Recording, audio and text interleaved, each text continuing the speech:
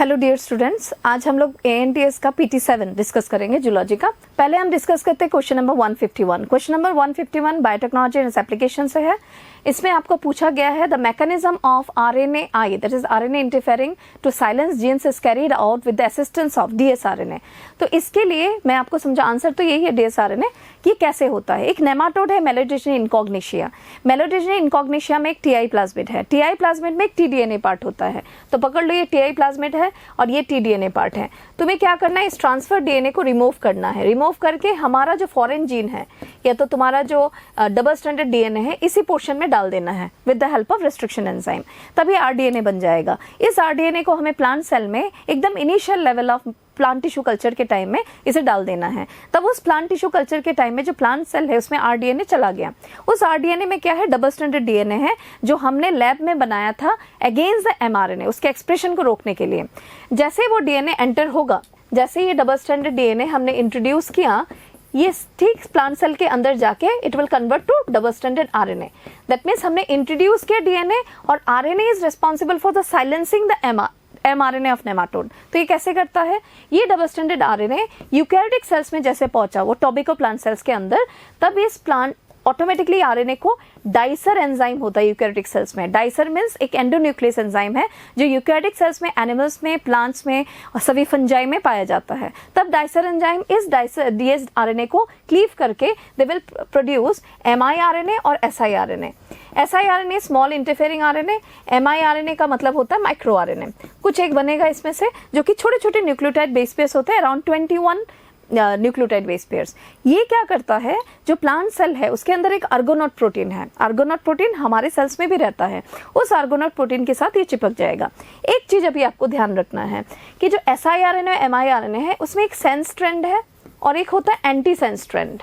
Sense strand और anti sense strand, उसमें से जो ये एंटी सेंस स्ट्रैंड है यही आर्गोनॉट प्रोटीन के साथ जाके एक कम्प्लेक्स बनाता है जिसे हम लोग बोलते हैं RNA इंड्यूस साइलेंसिंग कम्प्लेक्स। ये चुपचाप प्लांट सेल में पड़ा रहेगा और जब भी हम प्लांट टिश्यू कल्चर के थ्रू ट्रांसजेनिक क्रॉप को लैंड में ग्रो करेंगे, तब वो नेमाटोड फिर से जब एंटर करेगा, तब उसके mRNA को ये RISC, this is a combination of आर्गोनॉट protein and antisense part of the small interfering RNA, ये दोनों एक कम्प्लेक्स बना के चुपचाप पड़े रहेंगे। तो ट्रांसजेनिक क्रॉप में जब नेमाटोड में एंटर करेगा और mRNA को छोड़ेगा, तब ये RISC क्या करेगा, उसे क्लीव कर देगा और उसके एक्सप्रेशन को रोक लेगा। सो इस तरह से हम प्लांट को बचा पाएंगे फ्रॉम रूट नॉट डिजीज। तो इसमें कंफ्यूजन ज्यादातर स्टूडेंट्स को ये होता है कि मैम इसमें dsDNA तो डाला गया, क्योंकि बुक में इंट्रोड्यूस लिखा ही है double stranded DNA। Double stranded DNA हमने डाला, but whenever it is entering inside the cell, it is automatically converting into dsRNA with sense and antisense strand, जिसमें antisense strand is complementary to the mRNA। तो अगर आपको पूछेंगे तो silence कौन कर रहा है उस mRNA को, that means that the best answer is double stranded RNA। और अगर तुम्हें यहाँ पे पूछता हम इंट्रोड्यूस क्या करते हैं फॉर दिस प्रोसेस, तब आपको मेंशन करना था डबल स्ट्रैंडेड DNA। ओके, तो फर्स्ट क्वेश्चन आपका ऐसे करना था, आंसर आपको B मार्क करना था। चलो अभी नेक्स्ट क्वेश्चन देखते हैं, question number 152। Question number 152 human थर्दन डिजीज से है। Choose the incorrect statement from the following. In severe cases of pneumonia, the lips and the fingernails may turn gray to the bluish in color. ये correct statement है, because आपको incorrect निकालना है, तो ये मार्क नहीं करना था। बी इनकरेक्ट है, सी करेक्ट है और डी भी करेक्ट है। निमोनिया के केस में क्या होता है, हेमोफिलस इन्फ्लुएंजी या तो स्ट्रेप्टोकोकस निमोनी जब भी हमारे एल्वियोली में एंटर करते हैं, वो लोग सिक्रीट करते हैं नीमोलाइसिन। नीमोलाइसिन एक बैक्टीरियल टॉक्सिन है जो ऑटोमेटिकली एल्वियोली में पोर क्रिएट करके ब्लड के कंटेक्ट में आ जाते हैं, जो आसपास उसके ब्लड कैपिलरी के कांटेक्ट में, एल्वियोली के ब्लड कैपिलरी। तो ऑटोमेटिकली जो ब्लड कैपिलरीज का ब्लड है, उसका जो एल्बुमिन प्रोटीन है वो एल्वियोलर सैक में एंटर हो जाता है। एल्बुमिन का एक फीचर है, हाइग्रोस्कोपिक फीचर, वो वाटर को क्या करता है, अट्रैक्ट करता है, और जितने भी WBC है, साथ ही साथ वहां का बैक्टीरिया के डेब्रीज है, धीरे धीरे एल्वियोली के अंदर एक्यूमुलेट हो जाता है और alveoli is filled up with fluid and the debris. Automatically क्या होता है, वहां पे एल्वियोली का स्पेस खत्म हो जाता है, सांस लेने में प्रॉब्लम होती है और बॉडी जो होता है नीला पड़ जाता है। वही पॉइंट यहाँ पे लिखा हुआ है जो कि करेक्ट पॉइंट है। बी में क्या गलत है, sexual phase of Plasmodium takes place inside the red blood cells in human.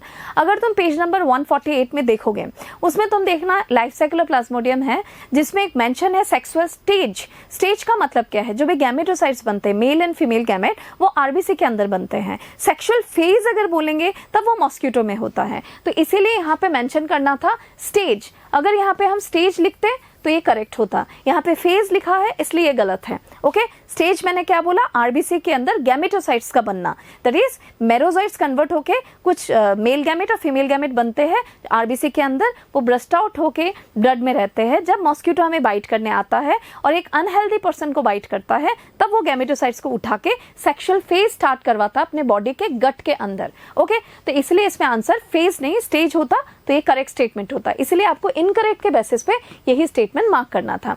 Number C में many fungi belonging to the genera Microsporum, Trichophyton, Epidermophyton are responsible for ringworms. Correct, 149 में लिखा है ये 3 फंगस वो is responsible for the causing ringworm. Ringworm जो कि छोटा सा एक राउंड पैच टाइप बन जाता है बॉडी में और बहुत ज्यादा इरिटेशन या ईचिंग होता है उससे।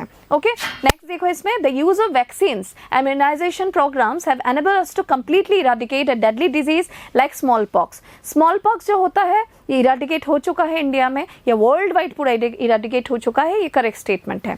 ओके, तो क्वेश्चन नंबर 152 हमने देख लिया। अब हम क्वेश्चन नंबर 153 देखेंगे। क्वेश्चन नंबर 153 आपको ह्यूमन थल्थन डिजीज से पूछा है, जिसमें आप देखो आपको मैच द कॉलम 1 और कॉलम 2 में मैच करना है।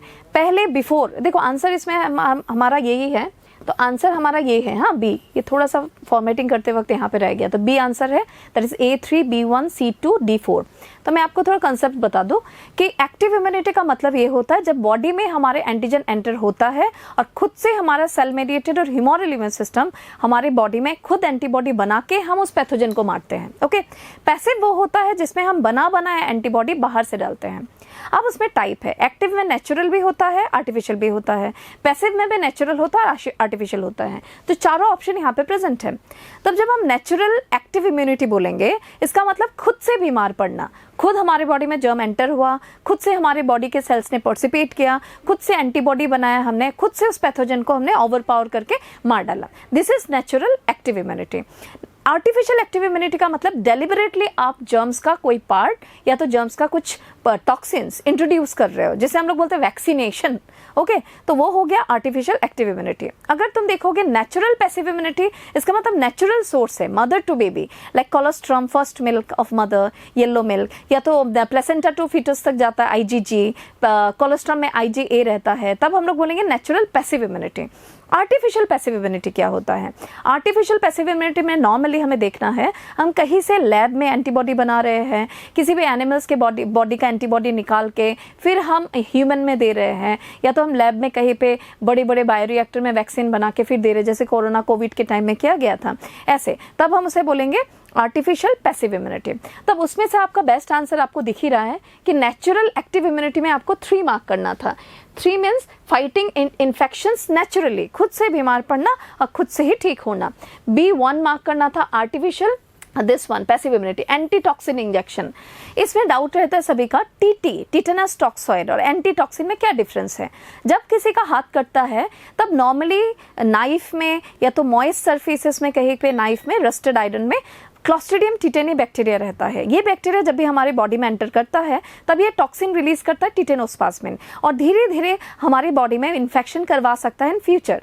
तब हम उस चीज को अवॉइड करने के लिए उसी दिन 24 आवर्स के बीच में हमें एक इंजेक्शन लेना है, जिसे हम वैक्सीन ही बोलेंगे, TT। Okay, post prophylaxis vaccination बोलते हैं। दैट मीन्स कटने के बाद लेना है, पहले आप नहीं ले सकते। जैसे कटा हाथ हमने इंजेक्शन लिया, उसमें माइल्ड टॉक्सिन रहता है जो हमने बॉडी में इंट्रोड्यूस कर दिया उसी बैक्टीरिया का। जब बैक्टीरिया जब तक बॉडी में कल्चर करके वो टॉक्सिन जब तक रिलीज करेगा, तब तक बॉडी का पहचान आपके उस बैक्टीरियल टॉक्सिन से हो जाएगा, तब इम्यून सिस्टम रेडी रहेगा और आपका वो कुछ बिगाड़ नहीं पाएगा। फाइन, लेकिन कभी कभी ऐसे होता है कि हाथ कट गया, नॉर्मली हमने सोचा ठीक हो जाएगा, लेकिन आफ्टर सम डेज और मंथ्स मतलब डेज के बाद ही, ऑलमोस्ट 15 to 20 डेज बाद हाथ सूख भी गया, लेकिन फिर भी वहां पे इन्फेक्शन हो गया, सेप्टिक से सेप्सिस हो गया, या तो पूरे बॉडी में जहर या तो टॉक्सिन फैल गया है। ओके, तब आप क्या करोगे? तब आपको एंटीटॉक्सिन इंजेक्शन लेना पड़ेगा, जो कि ये है आर्टिफिशियल पैसिव इम्यूनिटी, जिसमें आप वैक्सीनेशन नहीं कर रहे हो, आप प्रीफॉर्म्ड एंटीबॉडी या तो परफॉर्म्ड एंटीबॉडी उसके अगेंस्ट में जो लैब में बनाया है वो इंट्रोड्यूस कर रहे हो, तब आपको एंटीटॉक्सिन इंजेक्शन लेना है। इसलिए best example artificial passive immunity होगा। C का 2 होगा natural passive immunity, that is C का 2 कोलोस्ट्रम टू न्यूबॉर्न बेबी, जो मदर से मिलता है, जिसमें IgA रहता है, immunoglobulin A। Okay, artificial active immunity में क्या होगा, वैक्सीनेशन आएगा, बिकॉज वैक्सीनेशन में हम डेलिबरेटली कोई भी जर्म्स के या तो टॉक्सिन को या तो जर्म्स के पार्ट को हम इंट्रोड्यूस कर देते हैं बॉडी में, जिससे कि बॉडी पहले से उसे पहचान के उसके लिए मेमोरी सेल्स बना के रेडी रहे। ओके, एक्टिव इम्यूनिटी में मेमोरी सेल्स बनता है, पैसिव में मेमोरी नहीं बनता है। एक्टिव जो होता है लॉन्गर ड्यूरेशन के लिए हो सकता है, लाइफ लॉन्ग हो सकता है, लेकिन पैसिव जो है वो क्विक है, शॉर्ट है और फटाफट आपको जो करना कर देगा, लेकिन फ्यूचर के लिए आप उस पर भरोसा नहीं कर सकते। ओके, तो आई थिंक मैंने जितना बताया ये कंसेप्ट आपका क्लियर हुआ होगा। अब हम क्वेश्चन नंबर 154 की तरफ जाते हैं। क्वेश्चन नंबर 154 ये भी ह्यूमन डिजीज से है। Usually symptoms of AIDS appear in an HIV infected person at which stage. तो इसमें एक्चुअली कुछ कंफ्यूजन रहता है बहुतों का, थोड़ा सा आप सुन लो कि HIV पॉजिटिव होने का मतलब एड्स नहीं है। अगर किसी के बॉडी में वो वायरस प्रेजेंट है तब आप HIV पॉजिटिव बोलोगे, लेकिन एड्स होने तक का जर्नी बहुत देर हो सकता है, because it takes around 5 to 10 years sometime, कि because of the type of the body of host, it may be a convalescent host, mediocre host, it may be a strong host, ठीक है, और या तो किसी वीक होस्ट में है, तब वो टाइम जो वेरिएशन है वो वेरी कर सकता है। अब आपको याद रखना है HIV पॉजिटिव से एड्स का जर्नी का क्या है। जब भी HIV पॉजिटिव वायरस या तो वो जो रेट्रोवायरस का जो HIV है वायरस है वो एंटर करता है हमारे बॉडी में या किसी की बॉडी में, जब एंटर करता है वो मैक्रोफेज पे पहले हमला करता है। मैक्रोफेज पे हमला करते ही वो उसी को फैक्ट्री बनाता है मेनली, और उसके अंदर वो रेप्लिकेशन करता है उसे बिना कुछ किए हुए। ओके, उसे कुछ भी नहीं करेगा, वो उसको ऐसे ही रखेगा, उससे बीच बीच में वो निकलेगा और पहले टी हेल्पर सेल को खत्म करेगा। टी हेल्पर सेल एक ब्रिज है between cell mediated immune system and humoral immune system. Cell mediated का काम है जब भी पैथोजन हमारे बॉडी में एंटर करता है उसे तुरंत हमला करके मार डालना, और ह्यूमरल का काम होता है टी हेल्पर से सुन के कि क्या गुस्सा है, वो कैसा है, वो इंफॉर्मेशन लेके बी सेल्स एंटीबॉडी बनाता है। ओके, तो इस चीज को होते हुए टी हेल्पर को पहले खत्म करना पड़ेगा, जिससे कि सेल मेडिएटेड और ह्यूमरल इम्यून सिस्टम का जो ब्रिज है वो टूट जाए, तभी जाके एक HIV पॉजिटिव पर्सन को तुम बोल सकते हो सफरिंग फ्रॉम एड्स। तो इसमें क्या लिखा है, with in 15 days of sexual contact with an infected person, ये पॉसिबल नहीं है कि इसका जो लेटेंट पीरियड है, चुपचाप जो विंडो पीरियड है, बहुत टाइम लगाता है। When the infected retrovirus enters the host cell, infected retrovirus enters the host cell, तुरंत ये कुछ भी नहीं होगा, because it takes times to hijack the whole body. Okay, time लगता है। When viral DNA is produced by the reverse transcriptase, no, तब भी नहीं। When HIV replicates rapidly in the helper T lymphocytes and damages large number of this, then only the person is suffering from AIDS, because उसमें अभी धीरे धीरे जो उसका जो इम्यून सिस्टम का पावर है धीरे धीरे डिक्लाइन होगा, तब बाउट्स ऑफ फीवर रहेगा, डायरिया रहेगा, और छोटा सा छोटा फंजाई, माइकोप्लाज्मा, टॉक्सोप्लाज्मा, प्रोटोजोआ, ये सब उसको धीरे धीरे खत्म करेंगे। ओके, तो 154 आपको इस तरह से इसको डील करना था, आंसर डी है। ओके, अब देखेंगे 155। 155 में आपको पूछा environmental issues से, in electrostatic precipitator electrode wires are maintained at several thousand volts that produce a scrubber to remove SO2 gas, attracts the dust particles, produce a corona that releases electrons, produce a corona that attaches to the dust particles। इसके लिए मैं आपके लिए एक diagram रखी हूँ, वो अब देखोगे। डायग्राम में आप देखो, इसमें एक्चुअली इलेक्ट्रोस्टैटिक प्रेसिपिटेटर जो होता है थर्मल पावर प्लांट्स में, आपके बुक के हिसाब से उसमें लिखा है, उसका मेन रोल होता है क्लीन एयर निकालना, और मेनली वो ट्रैप करता है SO2 को, सल्फर डाइऑक्साइड को। इसमें कोरोना का मतलब क्या है, व्हाट इज कोरोना डिस्चार्ज। जब भी आप देखोगे कहीं पे वायर है, इलेक्ट्रिकल वायर है, वहां से कुछ देखना करंट रिलीज करता है, लीक होता है करंट, उसी को हम कोरोना बोलते हैं। Leaking of current from certain area of wires और inside a machine is termed as corona. Okay, तो उसमें होता क्या है, जब भी डस्ट पार्टिकल गुजरता है उस कोरोना से, देखो कोरोना डिस्चार्ज है, तब वो जो डस्ट पार्टिकल को यही इलेक्ट्रिकल करंट क्या करता है, इलेक्ट्रॉन्स नेगेटिव बना देता है, और यहाँ पे कलेक्शन एरिया है, दोनों तरफ पॉजिटिव वो रहेगा, इलेक्ट्रॉन्स रहेगा, वो क्या करेगा, इसे नेगेटिव होने के कारण इस पर्टिकुलर गैस को धीरे धीरे एब्जॉर्ब कर लेगा, एब्जॉर्ब करके उसे सेटल डाउन करेगा, है ना, लो वेलोसिटी, धीरे धीरे लो वेलोसिटी मैं मीन कर रही हूँ यहाँ पे, जो वो है हवा का जो वो है फ्लो है वो थोड़ा सा कम करना पड़ेगा, धीरे धीरे हवा का फ्लो कम होगा। वो स्क्रबर होता है, स्क्रबर में लाइम या वाटर स्प्रे करके रखते हैं वेट वाला, तो उसमें जब भी वो जाके टकराएगा वो डस्ट पार्टिकल उसमें चिपक जाएगा, और जो भी हवा है वो क्लीन हो गया, अब क्लीन एयर निकलेगा। ओके, तो मेनली इस क्वेश्चन में मेन मुद्दा था corona. What is corona? Corona discharge is leaking of current from certain area which is making the dust particle negatively charged. Thus it is attracting in a certain part, scrubber में जाके वो रुक जा रहा है और जो भी हवा निकल रहा है वो क्लीन निकलेगा. फिर 99% से भी ज़्यादा ये क्लीन एयर निकालता है, ओवर 99%. और मेनली उसका एम होता है SO2 को रिमूव करना जिससे कि SO2 अंदर रह जाए. आपके बुक के हिसाब से वेट इलेक्ट्रो प्रेसिपिटेटर दिया है, लेकिन ड्राई इलेक्ट्रो प्रेसिपिटेटर भी होते हैं, वो आपको नहीं देखना. और एक चीज़ याद रखना, इलेक्ट्रोस्टैटिक प्रेसिपिटेटर में जो SPM रिलीज करते हैं उसमें मेनली आपको यहाँ पे दिया हुआ थर्मल पावर प्लांट्स, वो याद रख लेना क्योंकि एनसीईआरटी के लाइन से वो क्वेश्चन पूछेंगे. ओके, तो ये इन्वायरमेंटल इश्यूज का क्वेश्चन था. अब हम नेक्स्ट क्वेश्चन देखेंगे कि देखते हैं उसमें क्या है. क्वेश्चन नंबर 156, ये भी इन्वायरमेंटल इशू से ही है. आपको एक चीज़ याद रखना है कि देखो, इन्वायरमेंटल इश्यूज हो या कोई भी चैप्टर हो जिसमें आपको ज़्यादा मगअप करना है, उसमें आप क्या करोगे, स्टेप वाइज फॉलो करना. पहले ईयर डिवाइड करके याद कर लेना, फिर तुम देख लेना इंपॉर्टेंट जो कॉमन वर्ड है जो बोल्ड किया हुआ है उसको ध्यान देना, फिर उसका जो वो है सेकेंड पार्ट में फिर कुछ डाटाज रहते हैं उसको सेपरेटली याद करना, फिर एक बार रीडिंग करना, फिर उस प्रोसेस को ऐसे 4-5 बार रिपीट कर लेना. टाइम आपके पास कम है इसलिए आप 3 टाइम्स कर सकते हो, लेकिन पूरा अच्छे से बैठ के करना पड़ेगा तब हो जाएगा. इसमें आप देखो, Montreal protocol was signed in 1987. ये तो डायरेक्ट क्वेश्चन था. 1987 में साइन किया गया लेकिन 1989 में इफेक्टिव हुआ. मॉन्ट्रियल प्रोटोकॉल किसके लिए था? CFCs को रिड्यूस करने के लिए, जिससे कि ओजोन डिप्लीशन ना हो. CFCs मींस क्लोरोफ्लोरोकार्बन, जो भी ग्रीन हाउस गैसेस है उसको रोकने के लिए उन्होंने बहुत सारे स्टेप्स लिए जो 1989 में इफेक्टिव हुआ और साइन किया गया 1987 में. ओके, अब हम नेक्स्ट क्वेश्चन देखते हैं. Question number 157 human health and disease के drugs and alcohol portion part से पूछा गया है. असर्शन और रीजनिंग. इसमें आप देखो, reason, heroin is generally taken by snorting and injection. Yes, correct, because heroin एक बहुत मोस्ट एडिक्टिव ड्रग है जो कि मॉर्फिन से डिराइव होता है. मॉर्फिन कहाँ से हम डिराइव करते हैं? From Poppy plants. Poppy plants का साइंटिफिक नेम है पेपेवर सोमनिफेरम, जिसके अनराइप फ्रूट से जो लेटेक्स निकलता है उससे मॉर्फिन बनता है. और मॉर्फिन से हम डिराइव करते हैं हेरोइन, जिसको हम स्मैक या तो ब्राउन शुगर भी बोलते हैं. एंड उसका जो रिसेप्टर है हमारे बॉडी में गैस्ट्रोइंटेस्टाइनल ट्रैक्ट में और साथ ही साथ सेंट्रल नर्वस सिस्टम में है. बाकी ड्रग्स का सबका सेंट्रल नर्वस सिस्टम में रिसेप्टर है, लेकिन इसी का 2 जगह पे है, इसलिए ये सबसे एडिक्टिव ड्रग है हमारे बॉडी के लिए. आपको और एक चीज याद रखना है, नंबर रीजन में क्या लिखा है. Heroin is stimulant and fasten up the body function. No, heroin is a sedative. Sedative बोल सकते हो, डिप्रेसेंट बोल सकते हो, खासकर क्योंकि हमारी बॉडी को डिप्रेस करता है, हमारा सेंट्रल नर्वस सिस्टम को डिप्रेस करता है. ये स्टिमुलेंट नहीं है, तो इसलिए इसमें मार्क करना था आपको A is true but R is false. इसमें गलत क्या था? स्टिमुलेंट, क्योंकि इसमें हमें लिखना था डिप्रेसेंट. ओके, जितने भी ऑपिएट वाला है डिप्रेसेंट है. और एक चीज याद रखना, ये नर्कोटिक के कैटेगरी में आता है जो कि एक हार्ड ड्रग्स है. एक बार क्वेश्चन आया था 2016 में शायद, हार्ड ड्रग्स कौन सा है. जब भी हार्ड ड्रग्स से क्वेश्चन आए तो हम हमेशा पॉपी प्लांट से डिराइव किया हुआ जो भी नाम रहेगा, स्मैक, हेरोइन, ऐसे कुछ, तभी ये मार्क करना. ओके, चलो अभी नेक्स्ट क्वेश्चन देखते हैं. Question number 158. Question number 158 human health and disease से है. In this organ immature lymphocytes differentiate into antigen sensitive lymphocyte. Which organ is being referred to? इसमें बेस्ट आंसर है, रुको मैं मार्कर ले लूं. बेस्ट आंसर है थाइमस, क्योंकि थाइमस प्राइमरी लिम्फोइड ऑर्गन है, साथ ही साथ बोन मैरो भी है.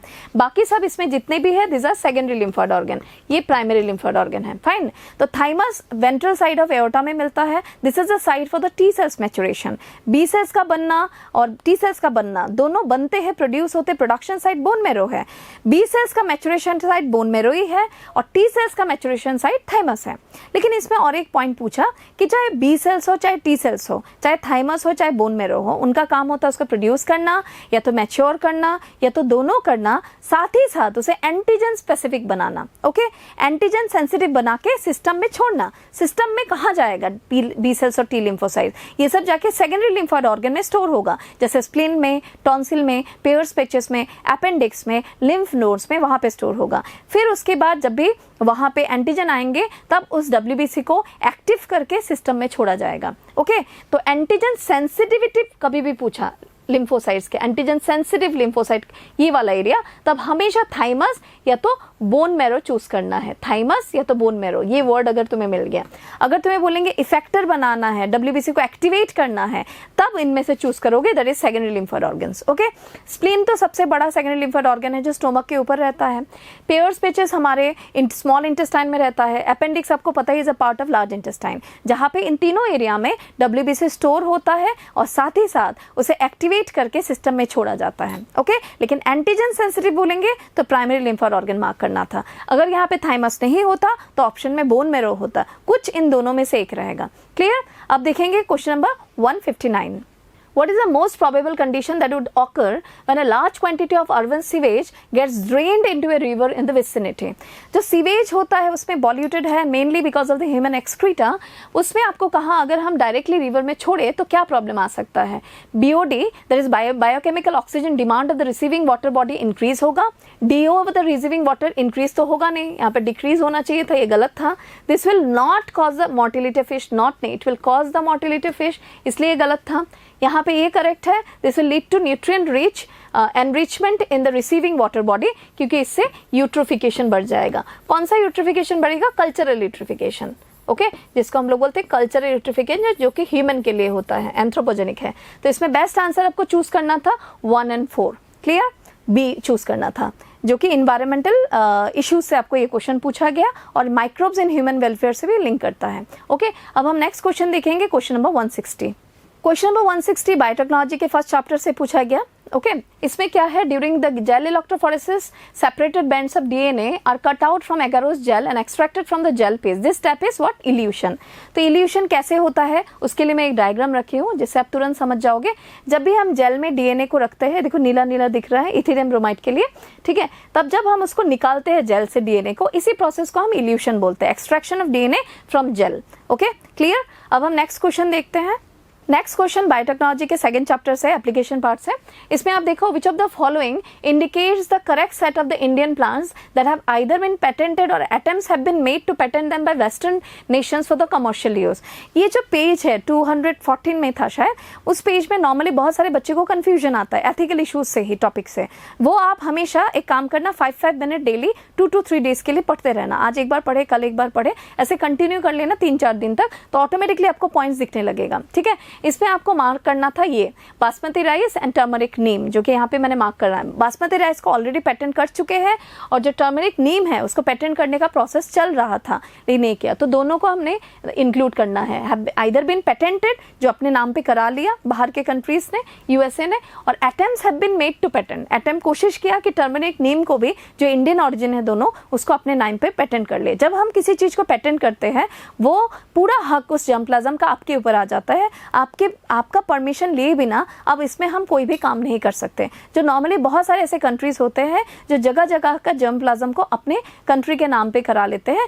जब भी हम उससे कुछ करना चाहते हैं तो उस कंट्री से या उस पर्टिकुलर इंसान से मुझे परमिशन लेना पड़ेगा। Okay, this is bio patenting. जैसे जमीन जायदाद अपने नाम पे कराते हैं, वैसे ही बायोलॉजिकल रिसोर्स को अपने नाम कराने पे हम बायो पेटेंट बोलते हैं। और बायो पायरेसी का मतलब होता है कोई भी बायोलॉजिकल रिसोर्स को चोरी करना, तब हम उसे क्या बोलते हैं? Bio piracy. क्लियर? अच्छा, नेक्स्ट अब हम क्वेश्चन देखेंगे, क्वेश्चन नंबर 162। क्वेश्चन नंबर 162 भी बायोटेक्नोलॉजी के एप्लीकेशन पार्ट से ही है। इसमें देखो असर्शन और रीजन है। For toxicity testing transgenic animals are exposed to the toxic substances and the effect is studied. Reason: transgenic animals are made to carry genes which make them more sensitive to toxic substances than non-transgenic animals. Non-transgenic animals में अपना native gene है जिसमें वो capacity है कि वो toxic level को झेल पाए और अपने आप को बचा पाए। लेकिन जब हम किसी transgenic animals को बनाते हैं तब उसमें हम एक foreign gene का टुकड़ा डालते हैं जिससे कि embryonic stage में ही हम उसे बदल के रख देते हैं। तो पूरे के पूरी बॉडी में जो जीन है वो पूरे के पूरी बॉडी में ही उसके मिलेगा। तब क्या होता है, जब हम टॉक्सिक चीजों को उस पर टेस्ट करते हैं तो नॉन ट्रांसजेनिक ग्रुप से ट्रांसजेनिक ग्रुप पे ज्यादा इफेक्ट शो होता है, क्योंकि वो नेटिव जीन ना होने के कारण और बाहर से उसको जीन मैनिपुलेट करके डाला गया, या तो कोई जीन साइलेंस करके रखा गया या तो उसे एक्टिवेट किया गया, देन ऑटोमेटिकली क्या होता है, वो उस चीज को झेल नहीं पाता। तब हम उसको स्टडी करके निकाल पाएंगे कि उस टॉक्सिसिटी, इस टॉक्सिक मटेरियल का या एलिमेंट्स का इस पर्टिकुलर एनिमल में, ट्रांसजेनिक एनिमल्स में क्या रोल है और क्या हम उसको आगे यूज कर सकते हैं and directly in the humans. इस तरह से हम उसको काम करते हैं। तो इसीलिए ये लिखा है आपके 213 पेज में होगा एप्लीकेशन के, वो आप देख लेना और अच्छे से ये सब पोर्शन पढ़ना, बिकॉज वैक्सीनेशन,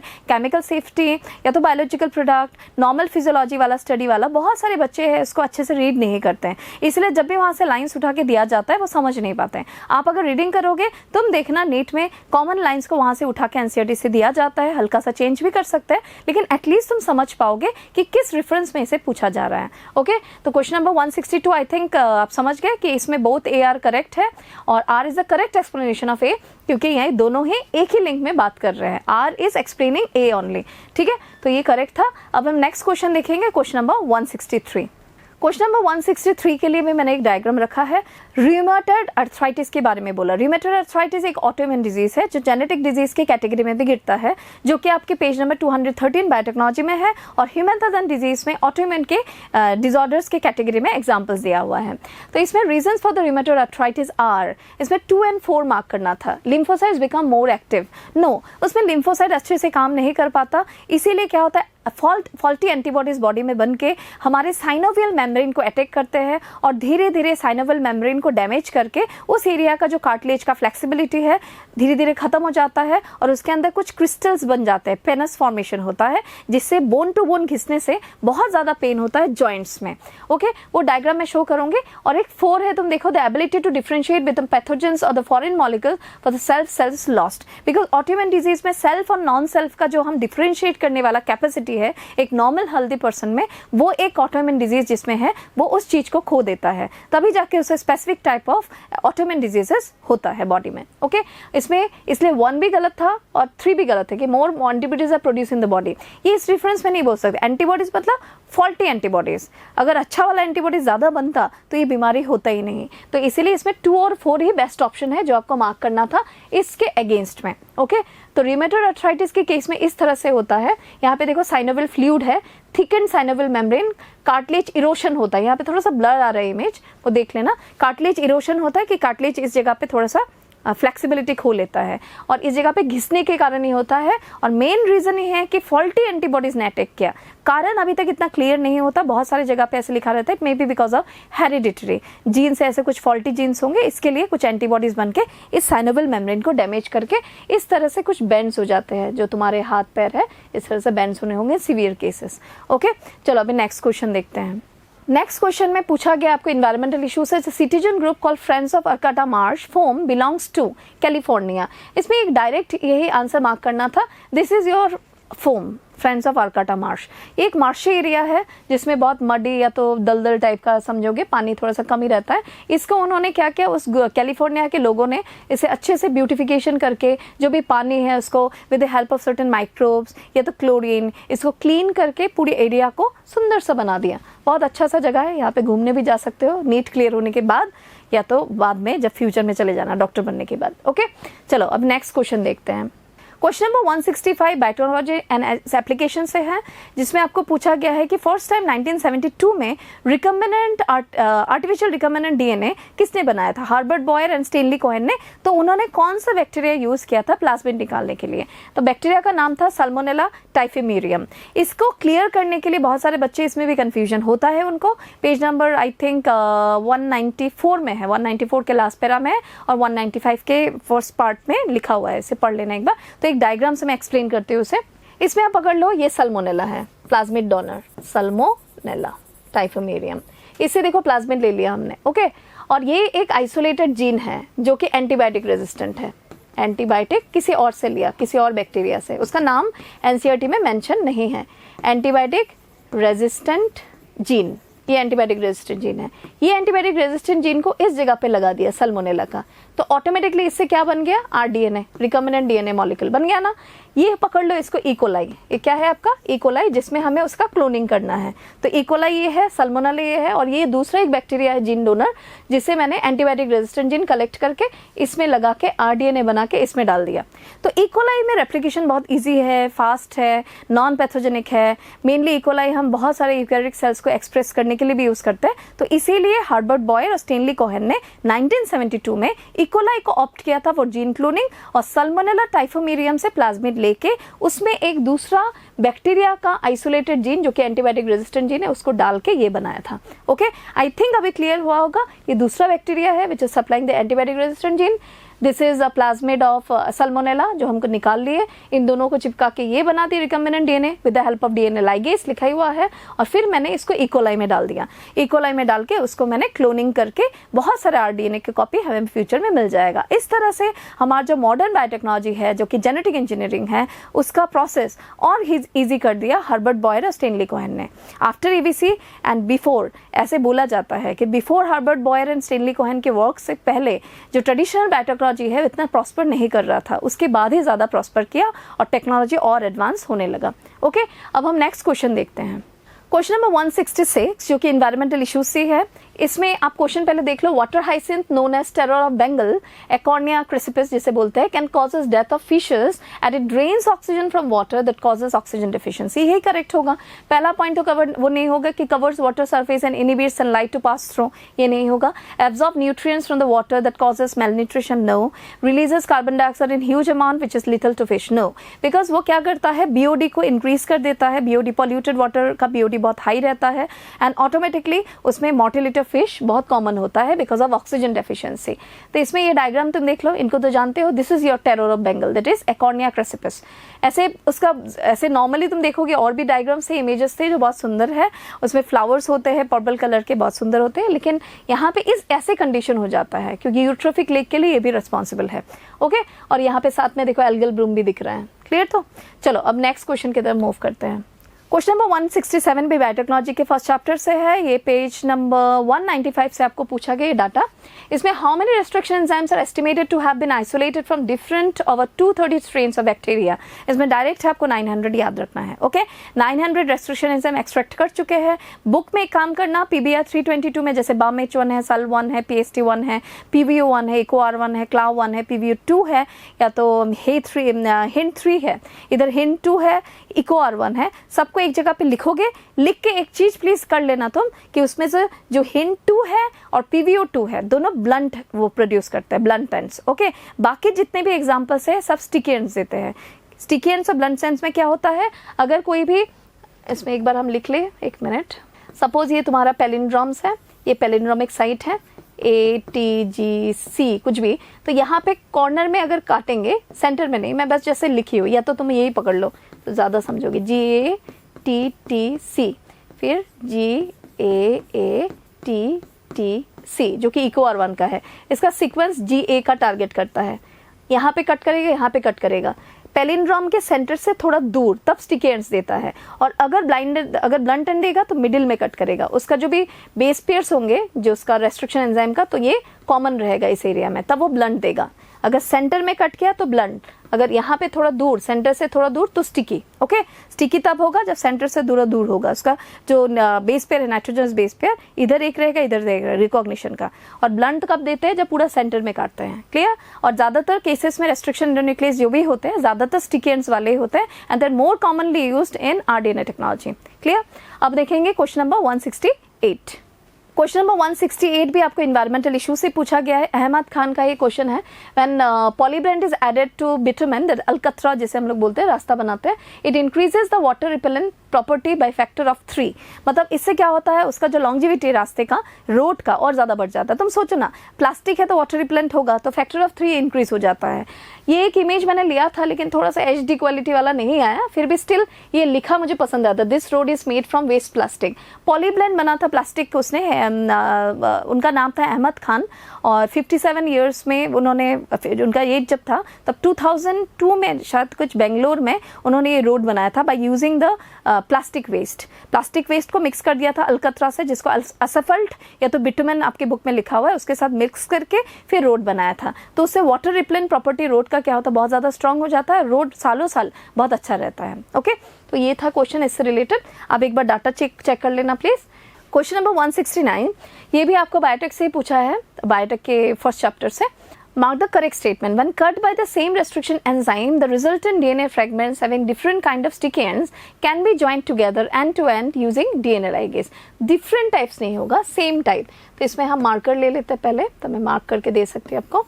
यहाँ पे आप देखो हैविंग डिफरेंट काइंड नहीं होता, बिकॉज जब भी हम वेक्टर डीएनए को, पेज नंबर 196 में जाओ फटाफट, NCERT 12 में, उसमें जाके देखो जो EcoR1 जब कट कर रहा है, चाहे वो वेक्टर डीएनए है चाहे फॉरेन हो, उसमें गलती है, लेकिन G और A दोनों साइड में होगा, इधर भी GA इधर भी GA, और वेक्टर के केस में भी GA होना चाहिए, उसमें थोड़ा सा GA नहीं है, आगे की तरफ दिखाया है एरो, हाँ वो थोड़ा सा मिस्टेक है इस एरिया में। बस तुम इतना ध्यान रखना, चाहे वो वेक्टर DNA को कट करे चाहे फॉरेन एलियन DNA को कट करें, we are using the same type of restriction enzyme.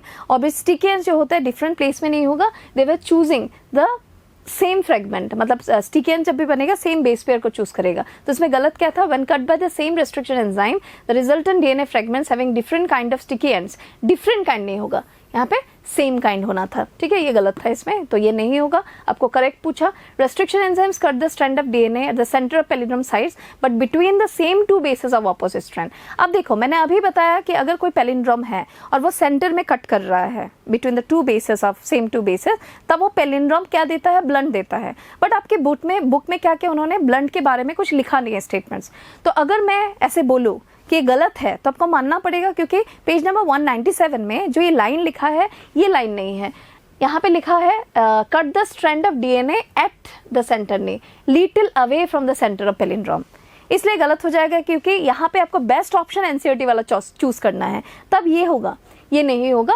लेकिन अगर तुम ऐसे देखा जाओ, तुम सोच सकते हो कि मैम ब्लंट के थ्रू भी पूछ सकते हैं, बट जनरली आपको पता है जितने भी स्टेटमेंट्स आते हैं NCERT से ही पूछा जाता है लाइंस, इसलिए अगर बाई चांस ऐसे आ गया तो बेटर रहेगा कि तुम बेस्ट ऑप्शन अगर NCERT लाइन वाला है तो उसी को चूज करो, ओके। इसलिए ये गलत हो गया, ये गलत हो गया, मतलब गलत इन द सेंस इनकरेक्ट है, ये भी इनकरेक्ट है NCERT के बेसिस पे। नेक्स्ट, द सेपरेटेड अनस्टेन्ड, यहाँ पे अनस्टेन्ड तो होगा नहीं, ये स्टेन्ड DNA को हम ऑब्जर्व करते हैं। जब भी हम स्टेन्ड DNA मतलब ब्लू DNA, इथिडियम ब्रोमाइड से जब DNA को कलर करते हैं तो ब्लू कलर का होता है। जब जेल में हम उसे देखते हैं ब्लू कलर का, उसी जेल में जो DNA है अगर हमने UV रेडिएशन में उसका रखा तब हमें वो दिखेगा bright orange colour UV radiation में, लेकिन स्टेन्ड DNA, अनस्टेन्ड नहीं, भूलना मत, ओके। तो यहाँ पे ये गलत था, इसलिए इसमें करेक्ट स्टेटमेंट में नहीं गिरा। ये तो करेक्ट है, ये आपको पता है कि vector used at present are engineered in such a way that they help the easy linking of foreign DNA with this your DNA and selection of recombinant from non recombinant, क्योंकि PBR 322 हो, PUC 19 हो, जितने भी vectors है modified vectors, उसे इस तरह से डिजाइन किया गया जिसमें जब भी तुम अपना फॉरेन DNA एलियन DNA डालोगे तुम इजीली रिकम्बिनेंट नॉन रिकम्बिनेंट को प्लेट से, जो भी बैक्टीरियल प्लेट्स कल्चर प्लेट है, उसे आइसोलेट कर पाओगे। तो this is a correct statement, okay. ये ध्यान रखना, ये बुक में ये लाइन नहीं है, इसलिए इन दोनों के कंपैरिजन में ये बेस्ट ऑप्शन होगा, ये नहीं होगा। फाइन, चलो अब नेक्स्ट देखेंगे क्वेश्चन नंबर 170। क्वेश्चन नंबर 170 आपको बायोटेक्नोलॉजीज एप्लीकेशन से 212 पेज से मॉलिक्यूलर डायग्नोसिस से पूछा। Enzyme linked immunosorbent assay involves in detection by the presence of specific protein that is antibody molecule synthesize against the pathogen. ये actually ELISA क्या है, उसमें alkaline phosphatase enzyme लिया जाता है और एंटीजन को एंटीबॉडी से इंटरेक्ट किया जाता है एक प्लेट में, तो वो डायग्राम मैं अभी आपको दिखा रही हूँ। सो ये एलाइजा का प्लेट है, इसमें नॉर्मली क्या करते हैं, जो प्रिपेयर्ड प्रीफॉर्म्ड एंटीबॉडीज है उसको हमें डालना है इसमें। मान लो कि ये सब प्रिपेयर्ड एंटीबॉडीज वाला प्लेट है ये, और इसमें मैंने क्या किया, फिर एंटीजन जो मुझे निकालना है, मान लो किसी का एड्स है कि नहीं, वो HIV पॉजिटिव है कि नहीं, वो निकालना है, तो उसका मैं जो भी सेरम है उस पर डाल दूंगी। और एंटीबॉडीज मेरे ये सब प्रिपेयर्ड वाला है, तो मेरे पास इतने सैंपल्स हैं एंटीबॉडीज के, येलो वाला पार्ट सबको मैंने दे दिया। फिर मैंने क्या किया, सेरम ऐड कर दिया पेशेंट का। अगर कहीं कहीं पे ब्लू कलर दिख रहा है, दिस अ ब्लू कलर, इसका मतलब इज अ इंडिकेशन कि उस पर्टिकुलर पेशेंट के बॉडी में वो एंटीजन प्रेजेंट है, इसीलिए उन्होंने अल्कलाइन फॉस्फेटेज के प्रेजेंट में ये कलर रिएक्शन शो किया। जब ये कलर रिएक्शन शो करेगा एंटीजन एंटीबॉडी के इंटरेक्शन से, उसके हम लोग बोलते हैं एग्लूटिनेशन रिएक्शन, तभी तुम्हें पता चल जाएगा इस पर्टिकुलर पर्सन की बॉडी में वायरस प्रेजेंट है। इस तरह से हम एलाइजा टेस्ट करते हैं for the detection of different kinds of viruses, जिसमें हम एंटीजन देखते हैं और एंटीबॉडी जो लैब में बना है उससे रिएक्शन कराते हैं with the help of alkaline phosphatase, okay. तो डायग्राम देखने के बाद हमने ये समझा कि कलर रिएक्शन से क्या होता है, तुम्हें एंटीजन का पता चल जाएगा जो कि तुमने रिएक्शन कराया एंटीबॉडी से by giving an alkaline phosphatase as a key reagent. तो ये ऑप्शन है क्यों करेक्ट है, सी क्यों करेक्ट है, detection of the presence of specific protein molecule synthesize against pathogen. कभी तो ऐसे हो सकता है ना कि किसी के बॉडी में वो एंटीजन प्रेजेंट है उसी टाइम में जो वो बीमार पड़ा था, तब तुमने वो सेरम निकाल के टेस्ट करवाया। कभी तो ऐसे भी हो सकता है वो इंसान बीमार पड़ा या ठीक हो गया, या तो किसी केस में वो पर्टिकुलर वायरस या उसका जो मॉलिक्यूल है वो कहीं छिपा बैठा है अंदर, तो एंटीबॉडीज मॉलिक्यूल्स उसके अगेंस्ट में बॉडी में बन भी सकता है। तो सेरम में तुम्हें उसका एंटीजन नहीं मिलके, मतलब उसका पार्ट कुछ नहीं मिलके, उसके अगेंस्ट में बना हुआ एंटीबॉडी मिल सकता है। तब वो एंटीबॉडी भी जब तुम अपने लैब के प्रीफॉर्म्ड एंटीबॉडी से लिंक कराओगे तब भी वो कलर रिएक्शन शो करेगा in presence of alkaline phosphatase. Okay, तो वो एंटीबॉडी जो पैथोजन के अगेंस्ट में उस पर्टिकुलर पर्सन के बॉडी में बना था, वो भी तो एक टाइप ऑफ एंटीजन ही हुआ, वो ध्यान रखना। एंटीजन एंटीबॉडी इंटरेक्शन है, फाइन।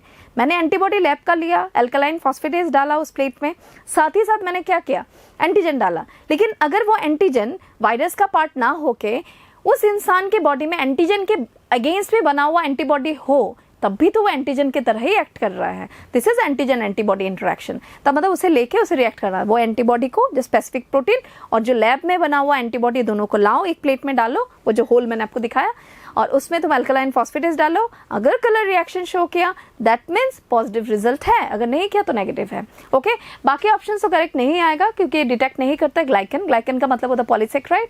साथ ही साथ ये डिटेक्ट नहीं करेगा कोई कोफैक्टर, ये तो गलत ही है पूरा ऑप्शन। लास्ट में सिर्फ वो कोट डिटेक्ट नहीं करता पैथोजन का।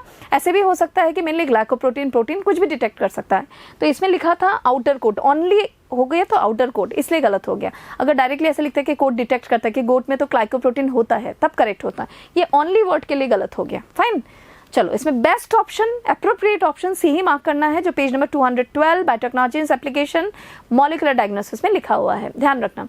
चलो, अब क्वेश्चन नंबर 171 देखते हैं। क्वेश्चन नंबर 171 ये ह्यूमन हेल्थ एंड डिजीज से है। वैक्सीनेशन इम्यूनाइजेशन जो पार्ट है उसी के ठीक नीचे लिखा हुआ है। ओके, वो देखना है आपको। The vaccine for hepatitis be developed through the recombinant DNA technology by using east is a second generation vaccine. ये मैं थोड़ा सा समझाना चाहती हूँ कि आपको लग सकता है कि एनसीईआरटी के बाहर है। ये बिल्कुल एनसीईआरटी के बाहर नहीं है, क्योंकि एनसीईआरटी में कहीं ना कहीं इस वैक्सीन के जनरेशन को कहीं ना कहीं प्लेस किया है उन्होंने। जैसे स्मॉल पॉक्स के वैक्सीन के हिसाब से अगर इराडिकेट हो गया है, this is first generation vaccine. अगर सेकेंड जनरेशन वैक्सीन है, दिस इज हेपेटाइटिस बी, क्योंकि वहां पे उन्होंने लिखा ही है रिकम्बिनेंट डीएनए टेक्नोलॉजी। जब भी आरडीएनए टेक्नोलॉजी वर्ड यूज होगा, this is second generation vaccine. और आप देखना बायोटेक्नोलॉजी के जो फर्स्ट इंट्रोडक्टरी पार्ट है प्रिंसिपल्स वाले में, इंट्रोडक्टरी पार्ट आपको 193 पेज में मिलेगा।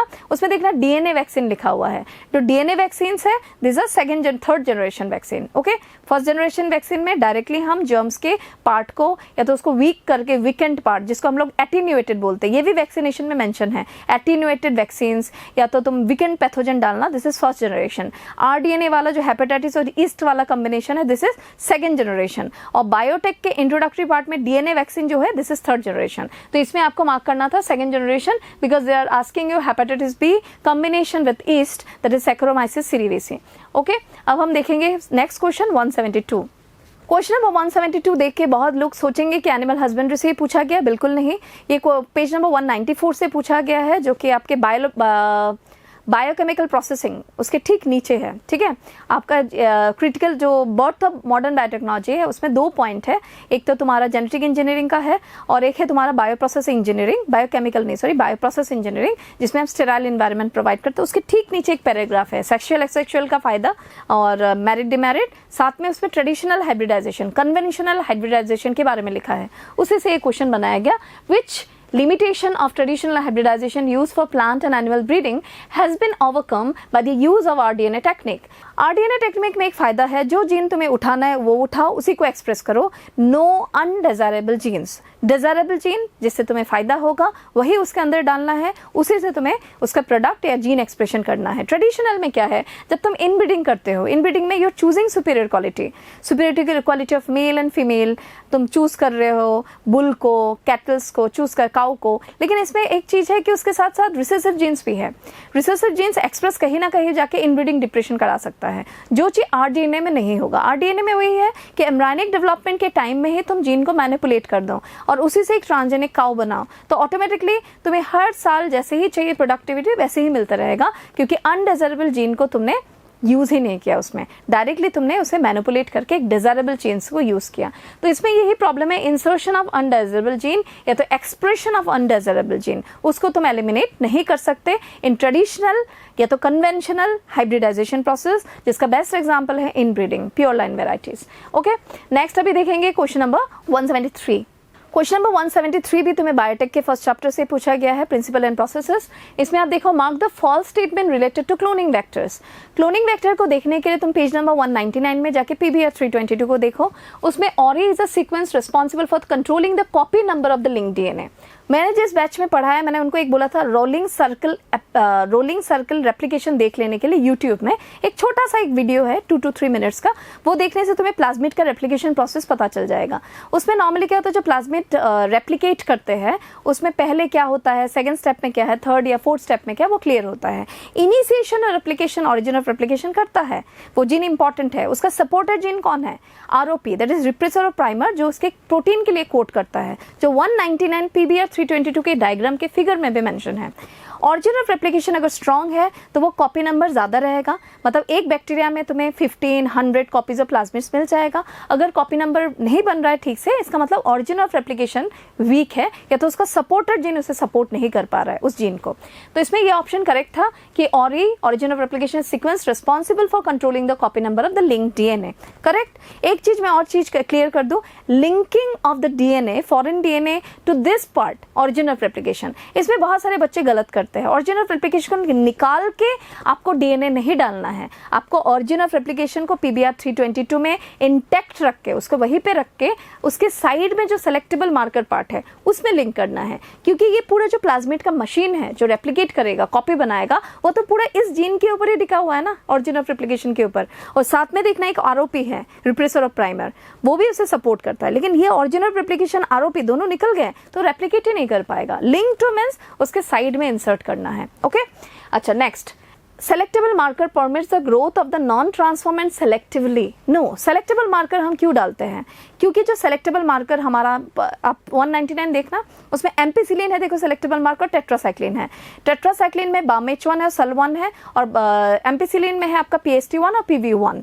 तो आप इन चारों में से कोई भी रेस्ट्रिक्शन एंजाइम जब यूज करोगे, मान लो कि तुमने एक वेक्टर डाला PBR 322 एक टेस्ट ट्यूब में, वो तो दिखता तो है नहीं, फिर उसमें तुमने डाल दिया, पकड़ लो BAMH1 है, जो NCERT में लिखा है वही डाला मैंने। तो BAMH1 क्या करेगा, टेट्रासाइक्लिन वाले पार्ट को कट कर देगा, कट करके तुम्हारा एलियन पीस ऑफ DNA को उसी में डालेगा। That means this selectable marker is inactive. अभी वो इनएक्टिव हो गया, इनएक्टिव होके तुम्हारे DNA को लेने के कारण वो इनएक्टिव हो गया। फाइन। बाकी जो एम्पिसिलिन वाला पार्ट है उसको तो मैंने छेड़ा ही नहीं, उसमें PST1 PV1 मैंने कुछ यूज नहीं किया, एम्पिसिलिन इंटैक्ट है। अब मैंने उस RDNA को मैंने एक होस्ट में डाल दिया, इकोलाई पकड़ लो, उस इकोलाई को मैंने ग्रो किया प्लेट्स में, एक मास्टर प्लेट बनाया। उस मास्टर प्लेट से मैंने थोड़ा सा बैक्टीरिया उठा के एम्पिसिलिन में रखा, तो जिंदा रहेगा क्योंकि तुम्हारे बैक्टीरिया में एम्पिसिलिन है, ठीक है, क्योंकि एम्पिसिलिन इनएक्टिव नहीं था। वही एम्पिसिलिन वाले प्लेट से कुछ बैक्टीरिया, इसमें तो बहुत सारे बैक्टीरिया हो जाएंगे ना एम्पिसिलिन की प्लेट में, सब जिंदा है, उसमें से कुछ निकालो, निकाल के टेट्रासाइक्लिन प्लेट में रखो दोबारा, और एक प्लेट बना के उसमें अगर मर गया, इसका मतलब एम्पिसिलिन वाले प्लेट में जितने भी बैक्टीरिया है उसमें से कुछ बैक्टीरिया तुम्हारे भी है, इसलिए वो टेट्रासाइक्लिन में मर गया, इनएक्टिव है। क्योंकि तुमने तो BAMH1 यूज किया था, टेट्रासाइक्लिन इनएक्टिव होने के कारण टेट्रासाइक्लिन रेजिस्टेंट जीन उसमें नहीं है तुम्हारे बैक्टीरिया में, तो एम्पिसिलिन में जिंदा रह जाएगा, चाहे बाहर वाला हो, कुछ रेजिस्टेंट वैरायटी भी हो सकता है इसमें, चाहे तुम्हारा वाला हो, तो इसमें मिक्सचर हो सकता है। तो तुम अभी क्या करोगे, वही एम्पिसिलिन वाले प्लेट को, मान लो कि तुम्हारा उसमें कुछ बैक्टीरिया तुम्हारे भी है, 20%, 30%, 60%, 80% कुछ भी, उसको लेके बायोरिएक्टर में कल्चर करो। अगर उसमें percentage of your recombinant host is more, तुम्हारा वाला DNA वाला होस्ट ज्यादा है, तो ऑटोमेटिकली प्रोडक्ट फॉर्मेशन ज्यादा होगा, इंसुलिन ज्यादा बनेगा। फाइन। अगर कम है, मिक्सचर ज्यादा है, मान लो 20% ही तुम्हारा वाला था, तो प्रोडक्ट कम बनेगा।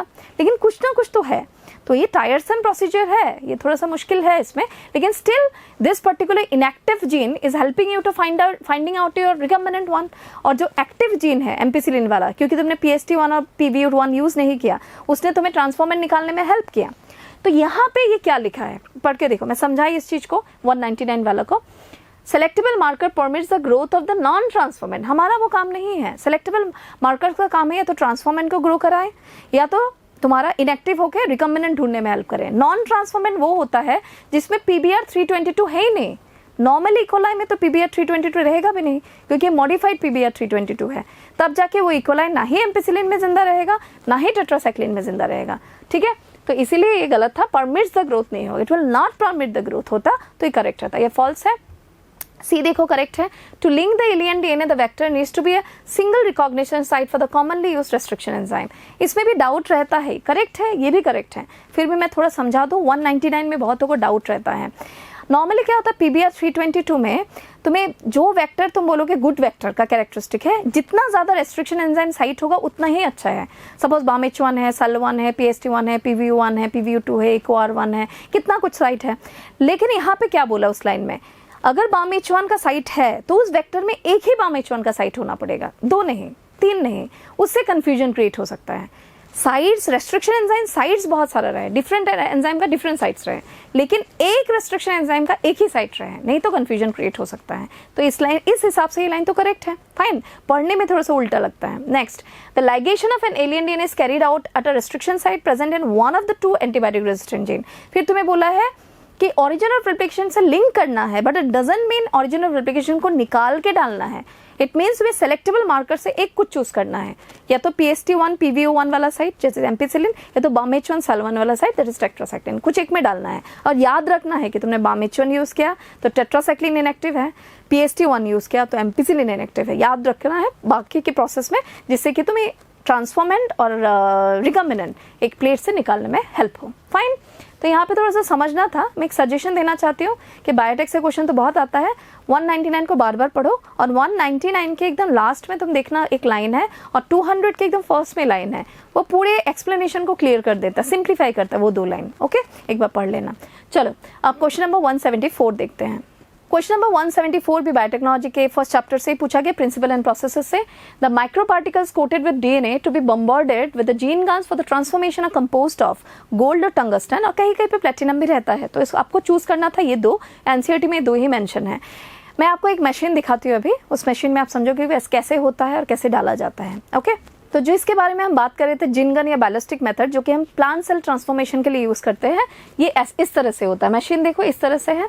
इसमें नॉर्मली क्या होता है, जब भी आप डीएनए को क्रॉस करा रहे हो तो ये गोल्ड एंड टंगस्टन जो होता है इसके अंदर रहता है, वो डीएनए को कोट कर लेता है। कोट करके इसको प्लांट सेल के अंदर डाल देना है। तो प्लांट सेल के अंदर बहुत फोर्सफुली हम डीएनए को डालते हैं। जब गोल्ड और प्लेटिनम रहता है इनर्ट एलिमेंट, तो ऑटोमेटिकली डीएनए जाके प्लेस होता है सेल के अंदर, तो डीएनए डैमेज नहीं होता है। तो this is the best method for the plant cell transformation.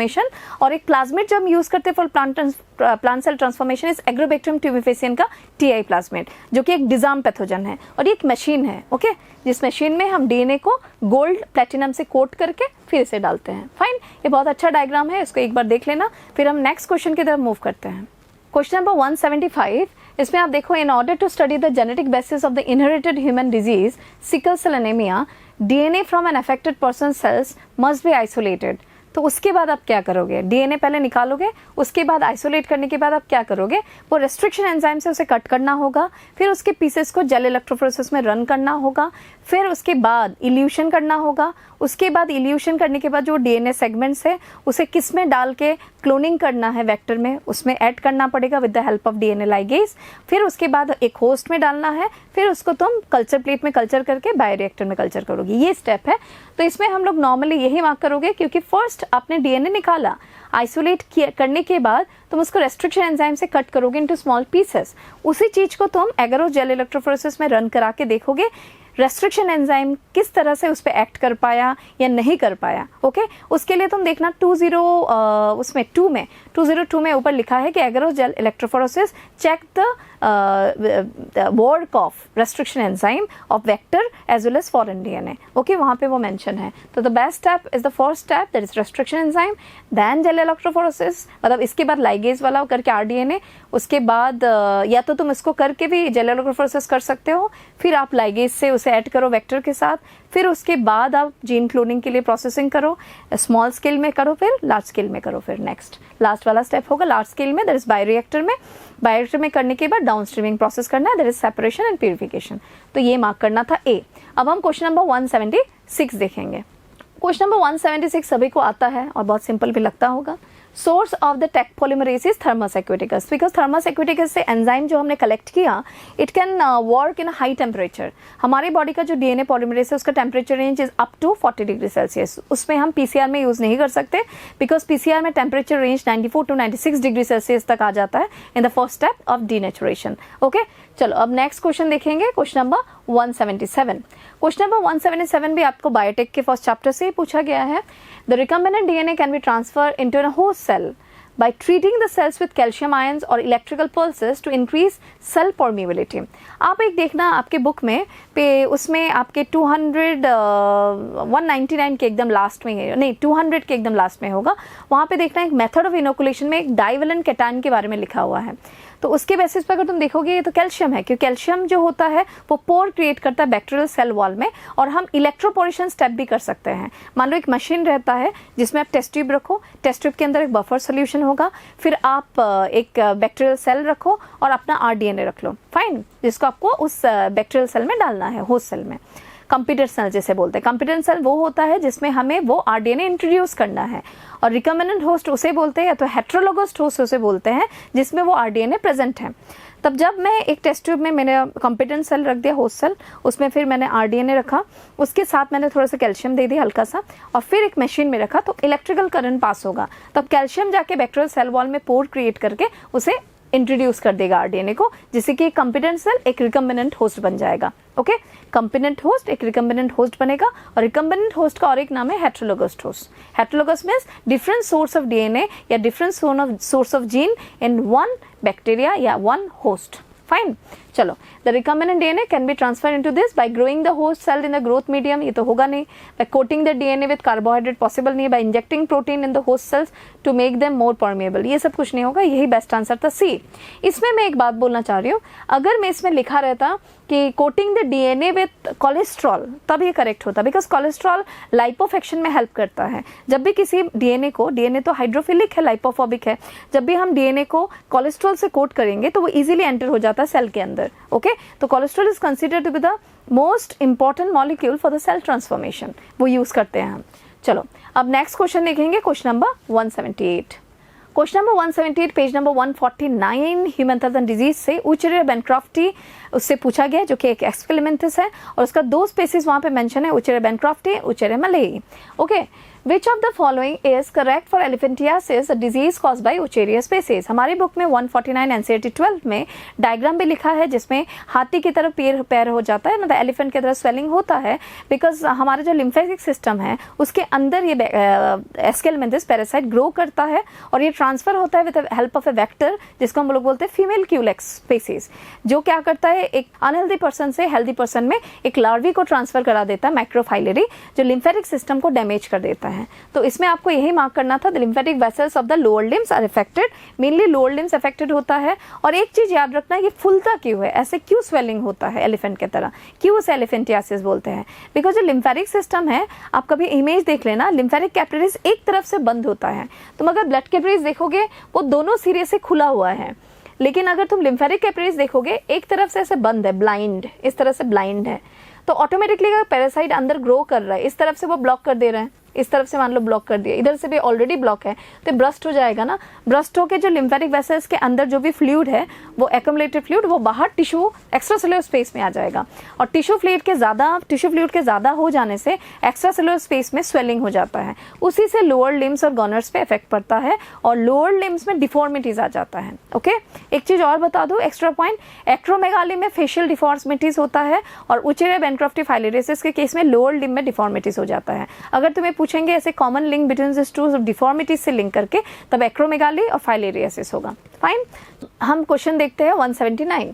Which drugs are prone to misuse by certain sports person to enhance their performance? इसमें अगर तुम देखोगे ये 2 पेज में लिखा हुआ है स्पोर्ट्स पर्सन वाला, एक तो तुम्हें मिल जाएगा 261 में ऐसे कुछ में है, ओके, और 159 में होगा एक, हाँ, उसमें तुम्हें स्पोर्ट्स पर्सन ने कैनाबिनॉइड्स लिखा है, एक एनाल्जेसिक मॉर्फिन है, डायूरेटिक्स है, और एनाबॉलिक स्टेरॉइड्स है, एनाबॉलिक हाँ स्टेरॉइड्स हैं। फाइन, तो इसमें तुम्हें याद रखना है, जब बोलेंगे एनाल्जेसिक नर्कोटिक्स, तब आपको मॉर्फिन याद रखना है उसके लिए, क्योंकि ये लेने से पेन नहीं होगा स्पोर्ट्स पर्सन को। अगर डायूरेटिक्स बोलेंगे, हमेशा ध्यान रखना डायूरेटिक्स से क्या मीन करता है, diuretics always refers to stimulant, तो इसमें डायूरेटिक्स जितने भी है सब स्टिमुलेंट्स कैटेगरी में गिरते हैं, क्योंकि जब भी स्टिमुलेंट्स लिया जाता है वो कार्डियोवास्कुलर एक्टिविटी को इंक्रीज करता है और बहुत ज़्यादा एनर्जी प्रोवाइड करता है, लाइक कैनाबिनॉइड्स इसमें आ जाता है। फाइन, स्टिमुलेंट्स हल्का सा वो भी है, कोकेन इसमें आ जाता है, एम्फेटामाइन है, ऐसे बहुत सारे, कैफीन तुम्हारा लाइट वाला है, एम्फेटामाइन है, कैनाबिनॉइड्स है, कोकेन है, तो डायूरेटिक्स इसमें स्टिमुलेंट मेन करता है। तो इसमें डायूरेटिक्स क्यों लिखा? तो स्टिमुलेंट्स क्या होता है, ये हमारा जो ब्लड का flow towards the kidney increase करता है, इसलिए यूरिन का आउटपुट भी इंक्रीज होता है and they responsible for more urine output stimulants, इसलिए उसे डायूरेटिक बोलते हैं। जब हमें डायूरेटिक वर्ड है एंटी डायूरेटिक से लिंक होता है, हमारी बॉडी में उसी चीज को, यूरिन आउटपुट को लो करना है स्ट्रेस सिचुएशन में, तब तुम्हारा बॉडी क्या सीक्रेट करता है? एंटी डायूरेटिक हार्मोन हाइपोथैलेमस, ठीक है, जो कि स्टोर होता है पोस्टीरियर पिट्यूटरी में। उसी से लिंक करके तुम याद रख लेना दोनों पॉइंट को, कि जब भी तुम्हें बोलेंगे स्पोर्ट्स पर्सन क्या यूज करते हैं, first point is energetic narcotics, that is morphine, जो कि पेन किलर है, लेने से पेन नहीं होगा जितना भी भागे जो भी करे। नेक्स्ट, जो लेना नहीं इलीगल है, नेक्स्ट है एनाबॉलिक स्टेरॉइड, जो कि टेस्टोस्टेरोन होता है मेनली, जो कि बॉडी की ग्रोथ, मसल की ग्रोथ को देखता है। नेक्स्ट है तुम्हारा डायूरेटिक्स, जो स्टिमुलेंट्स में आ जाता है, ठीक है। तो ये सब कुछ कैटेगरीज ऑफ कैनाबिनॉइड्स लिखा है, जो कि स्टिमुलेंट्स ही है, डायूरेटिक्स में गिरता है, जो पेज नंबर 159 में है, इधर 261 में है इन्फॉर्मेशन। क्लियर? ये दोनों को मिला के रीडिंग करके पढ़ना, क्योंकि मैंने एक चीज देखा, हीमोथैलेमस डिजीज के पीछे वाले पोर्शन में एडिक्शन, डिपेंडेंस, विड्रॉल सिंड्रोम हो, या तो स्पोर्ट्स पर्सन वाला जो है, जो कुछ भी है इन्फॉर्मेशन, लिवर सिरोसिस, एड्स और उसका, वो अच्छे से रीडिंग नहीं करते बच्चे, इसलिए उनको पता ही नहीं चलता कि वो एनसीईआरटी में लिखा है या नहीं है। फाइन, तो ये देख लेना। कैटेकोलामाइन्स तो होगा ही नहीं, क्योंकि कैटेकोलामाइन्स इसमें लिखा नहीं एनसीईआरटी में, और खासकर इसके केस में कैटेकोलामाइन्स एड्रेनालिन, नॉर एड्रेनालिन लिया भी नहीं जाता। बर्बिटूरेट्स तुम्हारा स्लीपिंग पिल्स में यूज होता है, जो कि इंसोम्निया के ट्रीटमेंट में यूज किया जाता है। स्मैक है हेरोइन का और एक नाम, जो ये भी नहीं लिया जाता, लेकिन एनाल्जेसिक नार्कोटिक्स लिया जाता है, morphine. Fine, analgesic means pain killer. तो अब नेक्स्ट क्वेश्चन देखेंगे, क्वेश्चन नंबर 180 भी सिंपल सा क्वेश्चन है कि crack interferes with predominantly with the transport of dopamine.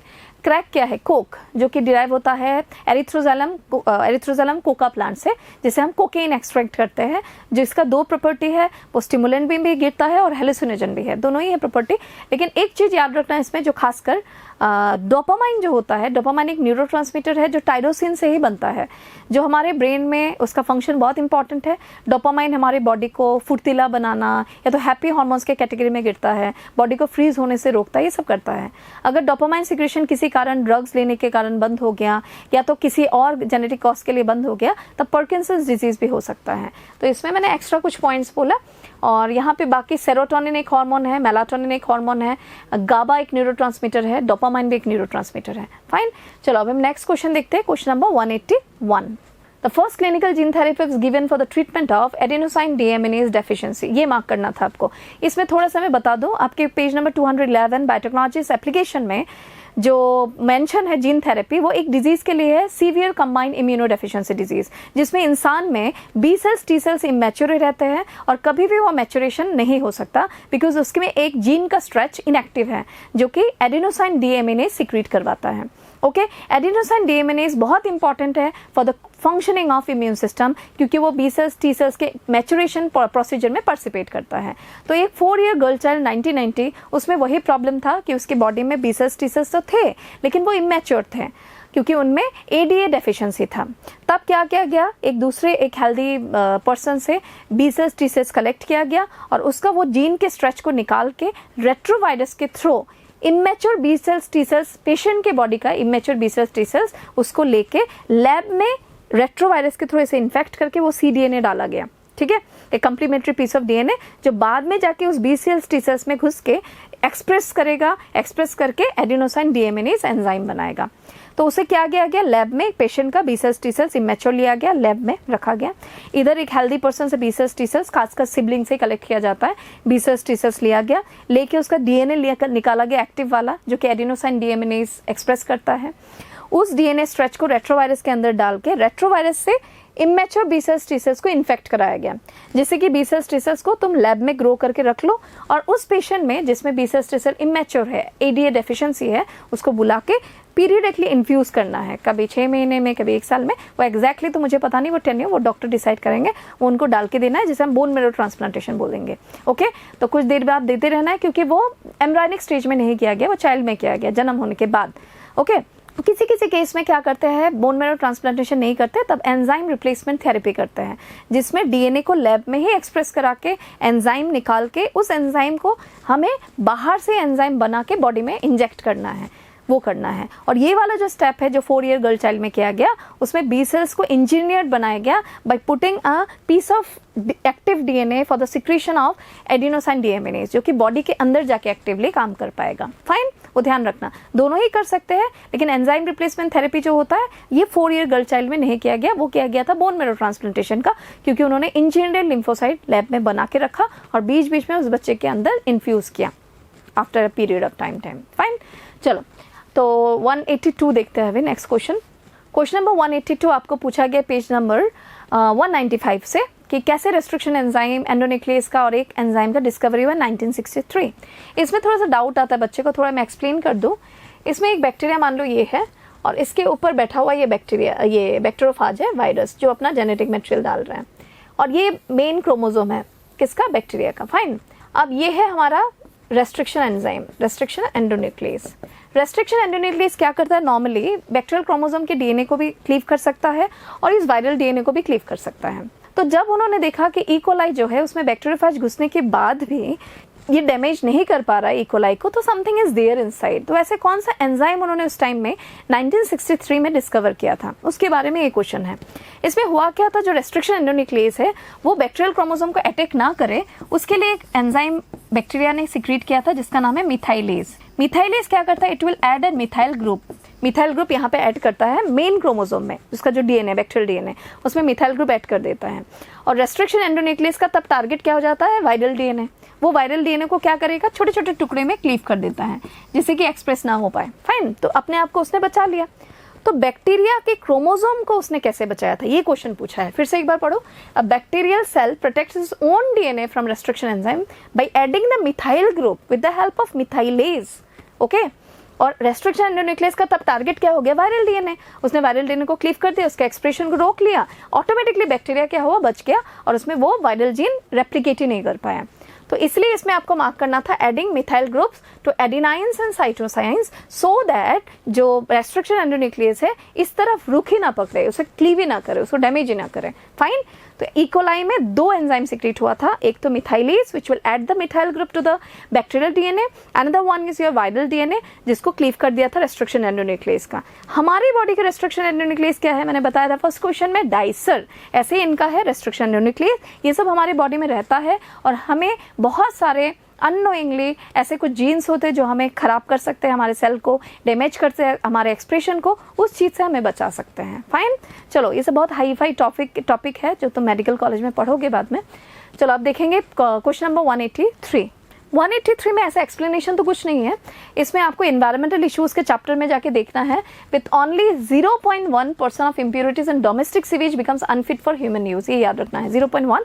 उसमें से सस्पेंडेड पार्टिकल्स रहेगा, फिर रहेगा कॉलोइड्स दैट इज ह्यूमन एक्सक्रीटा, ये सब रहेगा, ऑर्गेनिक मैटर जो बैक्टीरिया ज़्यादातर माइक्रोब्स जो होते हैं aerobic microbes together with fungi उसी को टारगेट करता है। और लास्ट वाला है dissolve material like nitrate, calcium, ये सब रहता है, टॉक्सिक मेटल्स, ये सब। फाइन, सबसे ज़्यादा निकालना मुश्किल हो जाता है डिजॉल्व वाला। फाइन, और कॉलोइड वाला थोड़ा सा इजी है बिकॉज माइक्रोब्स उसे सबस्ट्रेट मान के डिग्रेड कर देते हैं, तो कुछ ना कुछ हद तक वो क्लियर अप हो जाता है। फाइन, तो ये परसेंटेज याद रख लेना 0.1%। अब 184 देखते हैं, ये सब डाटा वेस्ट है। 184 which option indicates the correct set, Montreal protocol, एक बार हम लिख लेते हैं। इसमें अगर देखें ये तो करेक्ट है, ये मतलब उसका जो साइन हुआ था 1987 में था, इफेक्टिव फ्रॉम दिस, तो दोनों करेक्ट है।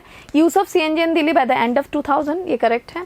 एयर प्रिवेंशन एक्ट 1984 करेक्ट है। इसमें गलत क्या है, 1986 वाला, इसमें 1980 होना है, जॉइंट फॉरेस्ट मैनेजमेंट। ओके, हर एक ईयर को निकालो, उसके साइड में ऐसे लिख के रखो, तो जब तुम देखते रहोगे डेली बेसिस पे 5 मिनट्स 2 मिनट्स भी देखे, थोड़ा सा देखे बस, पेज सामने गिरा है तब भी याद हो जाता है। फाइन, चलो अब नेक्स्ट क्वेश्चन देखते हैं, क्वेश्चन नंबर 185। क्वेश्चन नंबर 185 में थोड़ा समझना है। A cloning vector has 2 antibiotic resistant genes for ampicillin and tetracycline. A foreign DNA is inserted in the ampicillin gene. Recombinants would survive on the medium containing. तो ये मैंने आपको अच्छे से बताया था, जो कि एक्सप्लेन किया था। इसमें क्या है, PBR 322 में जाओ, पेज नंबर 199 में। यहाँ पे देखो 2 सेलेक्टेबल मार्कर है, पिंक कलर वाला, ये है BAMH1 इधर लिखा हुआ है और इधर लिखा है SAL1, इधर PST1 वाला एक है और एक PBO1 है। इन्होंने बोला क्या है, तुमने इसमें से कुछ एक यूज किया, मान लो PST1 या तो PBO1, तब वो क्या करेगा, जो एम्पिसिलिन वाला पार्ट है उसे रिमूव कर देगा। फाइन, और जो तुम्हारा टेट्रासाइक्लिन वाला पार्ट है वो इंटेक्ट है। तो अभी आपको बोला गया a cloning vector has two antibiotic resistant gene that is ampicillin and tetracycline. Foreign DNA is inserted to the ampicillin. यहाँ पे ऐड कर दिया, फॉरेन डीएनए इस जगह पे ऐड किया, तो ऑटोमेटिकली जो रेजिस्टेंट जीन है वो तो इनएक्टिव हो गया. अब लाके एम्पिसिलिन वाले प्लेट में कल्चर करोगे तब वो जिंदा रहेगा जो रिकम्बिनेंट होस्ट है, या तुम मान सकते हो कि तुम्हारा जो टेट्रासाइक्लिन वाला प्लेट है उसमें जिंदा रहेगा. ये पूछा, तो इसमें क्या पूछा, recombinants would survive on the medium containing tetracycline, इसमें, but not in the plate containing ampicillin, कि उसमें वो जीन है ही नहीं, वही तो निकाला आपने. लेकिन एम्पिसिलिन इनएक्टिव होके रिकम्बिनेंट कौन है वो बता देगा, और टेट्रासाइक्लिन एक्टिव रह के ट्रांसफॉर्मेंट कौन है वो बता देगा. फाइन. कभी कभी तो ऐसे भी हो सकता है ना कि एक बैक्टीरिया में PBr 322 जैसा है वैसे ही घुसा, ना ही एम्पिसिलिन निकला है ना ही टेट्रासाइक्लिन निकला है, तब वो दोनों प्लेट में ही जिंदा रहेगा. लेकिन अगर रिकम्बिनेंट है वो तो सिर्फ उसमें जिंदा रहेगा, टेट्रासाइक्लिन में, क्योंकि तुमने इस एरिया में अपना जीन डाला एम्पिसिलिन वाले में, तो टेट्रासाइक्लिन एक्टिव रह के ट्रांसफॉर्मेंट निकाल देगा और ये इनएक्टिव होकर रिकम्बिनेंट निकालेगा. मर गया ना वो, तो तुम्हें पता चल गया कि ये तुम्हारा जो यहाँ बैक्टीरिया एम्पिसिलिन वाले प्लेट में मर गया, वो एक्चुअली वो टेट्रासाइक्लिन प्लेट में ही है, मिक्सचर है, वो तो निकाल नहीं पाओगे कौन है कौन नहीं, उसमें कुछ परसेंटेज तो है. वही चीज को पूरा बैक्टीरिया को एज ए होल मिक्सचर वाले प्लेट को डाल देना है बायोरिएक्टर में. प्रोडक्ट अच्छा बन गया, इसका मतलब उसमें परसेंटेज रिकम्बिनेंट होस्ट का ज्यादा था, कम बना तो रिकम्बिनेंट होस्ट का कम था. फाइन, ऐसे याद रखना है. चलो, तो नेक्स्ट क्वेश्चन अभी देखेंगे, क्वेश्चन नंबर 186. क्वेश्चन नंबर 186 आगे आपका section B, which of the following can cause common cold, rhinovirus. इसमें मुझे ऐसे कुछ बोलना नहीं है, कुछ लाइंस है लाइक इन पेज नंबर 147 में, हिमेथाइल डिजीज में कॉमन कोल्ड 3 to 7 डेज तक रहता है. It's affect the upper respiratory tract, pneumonia affect the lower respiratory tract. ये वायरल डिजीज है. फिर बाकी तुम्हारा जितने भी वायरसेस का नाम लिखा है ये सब कॉमन कोल्ड के लिए रिस्पॉन्सिबल नहीं है. फाइन. अब देखेंगे question number 187. Opioids binds to the specific receptors present in the, ये मैंने बोला था आपको कि जो जितने भी पॉपी प्लांट्स के डिराइवेटिव है, हेरोइन है, उसका gastrointestinal, GI tract as well as CNS में दोनों जगह पे रिसेप्टर रहता है, वो ध्यान रखना था. ओके. क्वेश्चन नंबर 188, इसमें आपको पूछा है कि बैक्टीरियल सेट कौन सा करेक्ट है. ये बैक्टीरियल है, येरसिनिया पेस्टिस मम्स वायरल है, लेप्रोसी बैक्टीरियल है, पोलियो वायरल है, मलेरिया प्रोटोजोआन है, प्रोटोजोआन. हाँ. टाइफाइड बैक्टीरियल है, कोल्ड वायरल है, डिप्थेरिया बैक्टीरियल है, टाइफाइड बैक्टीरियल है, निमोनिया बैक्टीरियल है, वुपिंग कफ बैक्टीरियल है, डिप्थेरिया बैक्टीरियल है. ओके. स्मॉल पॉक्स वायरल है, डेंगू वायरल है, चिकनगुनिया वायरल है, इन्फ्लुएंजा वायरल है. तो ऐसे याद रखना पड़ेगा आपको, वायरल और बैक्टीरियल, प्रोटोजोआन, फंगस, प्रियॉन से कौन सा होता है, ऐसे सेट याद रख लेना. इतना डिटेल्स नहीं पूछते, बस नाम याद रख लेना है. ओके. चलो अभी क्वेश्चन नंबर 189 देखते हैं. क्वेश्चन नंबर 189 में भी ये डाटा बेस्ड ही है ना. Column of air, the thickness of ozone from ground to the top of atmosphere is measured in the terms of Dobson units. वो याद रखना. एक चीज और, गुड ओजोन और बैड ओजोन, ये कंसेप्ट भी आप देख लेना. हाँ. चलो 190, which of the following is an incorrect match. Gene gun biolistic gene है. फाइन. प्लाज्मिड एक्स्ट्रा क्रोमोसोमल DNA है. DNA लाइगेज बायोलॉजिकल सीजर नहीं है, बिकॉज बायोलॉजिकल सीजर क्या है, रेस्ट्रिक्शन एंडोन्यूक्लियस है, तो इसको आपको इनकरेक्ट मैच करना था. बैक्टीरियोफेजस वायरसेस है, बैक्टीरिएटिंग वायरसेस. तो 190 आपका क्लियर होगा. फाइन. 191, इसमें आप देखो, identify the term that is denote a single strand of nucleic acid tagged with a radioactive molecule. इसमें प्रोब का मतलब क्या है. प्रोब हमेशा याद रखना सिंगल स्ट्रैंडेड होता है. First point. DNA भी हो सकता है, RNA भी हो सकता है. Second point. Third point, probe एक ऑलिगोन्यूक्लियोटाइड बेस पेयर ही है जिसमें रेडियो आइसोटोप्स रहता है. दैट मीन्स वो एक रिपोर्टर जीन की तरह काम करता है. जब भी हम उस मॉलिक्यूल को, जो कि एक DNA है, ATGC मान लो, उसके अगेंस्ट में एक प्रोब रेडी करे जिसमें कंप्लीमेंट्री बेस पेयर हो इस पर्टिकुलर पीस ऑफ DNA का, और उसमें रेडियो आइसोटोप लगा दे और उसको इंजेक्ट कर दे सेल में. अगर इस DNA में जाके वो चिपक गया और उसे हाइब्रिडाइज हो पाया, इसका मतलब DNA का स्ट्रेच जो है ओरिजिनल के तरह ही है, म्यूटेशन नहीं हुआ. लेकिन अगर किसी कारण प्रोब जाके उससे कम्प्लीमेंट्री बेस पेयर नहीं बना पा रहा है, इसका मतलब उस जगह पे म्यूटेशन हो चुका है, डिलीशन, इन्वर्शन, ट्रांसलोकेशन कुछ एक हुआ है, जिससे कि एक बेस पेयर चेंज हो गया. इसी से हमें पता चल जाता है कि म्यूटेशन इस स्ट्रेच ऑफ DNA में हुआ है और इसका आगे का कंसिक्वेंस क्या है. ओके. ऐसे निकालते हैं. तो that means probe is helping you to find out any mutated piece of DNA in a cell. Human Genome Project 1990 के बाद ये और चीज इजी कर लिया हमारे लिए कि हमें सब DNA के स्ट्रेचेस पता है हर एक सेल का, और किसमें क्या कम्प्लीमेंट्री बेस पेयर होना चाहिए वो भी पता है. फाइन. तो probe single stranded DNA RNA हो सकता है, लेकिन प्रोब में रेडियो आइसोटोप होना पड़ेगा, क्योंकि जब भी वो डीएनए के स्ट्रेच से जाके अटैच होगा तब वो कलर शो करेगा, मतलब समझ रहे हो, तो कुछ एक कलर शो करेगा जिससे हम पता कर लेते हैं। अगर ब्लैक ब्लैक आ गया वो एरिया तो वो म्यूटेटेड है। क्लियर? चलो, आपको ये तुम्हें 212 से पूछा, हाँ, बायोटेक्नोलॉजी एप्लीकेशन से। 192 cytokines like interferons are secreted by which of the following. ये आपको इनेट इम्यूनिटी से पूछा। जब भी साइटोकाइन के इंटरफेरॉन है वो वायरस इन्फेक्टेड सेल से सिक्रेट होता है। वायरस जब भी किसी सेल को इन्फेक्ट करता है तो वहां से केमिकल छोड़ता है इन्फेक्टेड सेल, जिससे कि आसपास के सेल को अलार्मिंग एक जोन क्रिएट कर पाए, जैसे WBC आके उस पर्टिकुलर सेल को उसके हमले से बचा पाए। फाइन, वो याद रखना है। साइटोकाइन एक प्रोटीन है। Cytokine, interferon, interleukin, these are kind of proteins secreted by our infected cells. ये याद रखना है। 193 Which of the following is not a purpose of introduction of transgenic animals? Transgenic animals जो होते हैं ये तुम्हें पूछा बायोटेक्नोलॉजी एप्लीकेशन के 213 पेज से।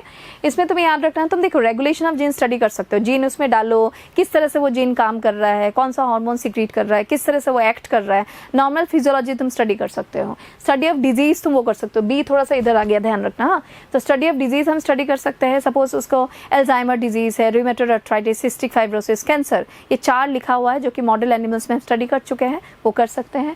नेक्स्ट 4 बायोलॉजिकल प्रोडक्ट जैसे रोजी है, या तो तुम्हारा ट्रेसी शिप से हमने वो बनाया अल्फा-1 एंटीट्रिप्सिन, एम्फाइसेमा का ड्रग्स, ऐसे। लेकिन डायग्नोस्टिक मेथड में हम ट्रांसजेनिक एनिमल्स को यूज़ नहीं कर सकते, क्योंकि डायग्नोसिस का मतलब है किसी भी इंसान में क्या बीमारी है और किस कारण है वो निकालना। तो वो हम ट्रांसजेनिक एनिमल में कैसे स्टडी करें, वो तो पॉसिबल नहीं है। ओके, अब हम क्वेश्चन नंबर 194 देखेंगे। Depletion of nutrients in soils and deforestation can be attributed to slash and burn agriculture if।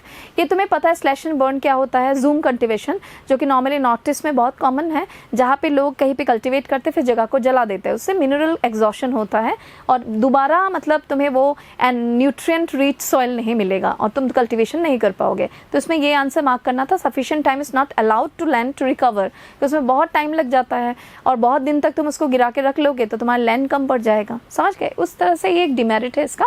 Next अभी देखेंगे 195 commercial production of human insulin is carried from a transgenic species. सबको ये पता है क्या है? एस्चरेशिया। यहाँ पे इटैलिक होना था, फाइन, ये इटैलिक नहीं हुआ, फाइन। तो याद रखना एस्चरेशिया कोलाई, उसमें हमने ए और बी पेप्टाइड अलग अलग बनाया, दोनों को निकाला। सी तो बनाया नहीं, ए बनाया अलग, बी बनाया अलग, उसे निकाला और असेंबल किया with the help of disulphide linkage. Eli Lilly company, 1983, America, वो याद रखना।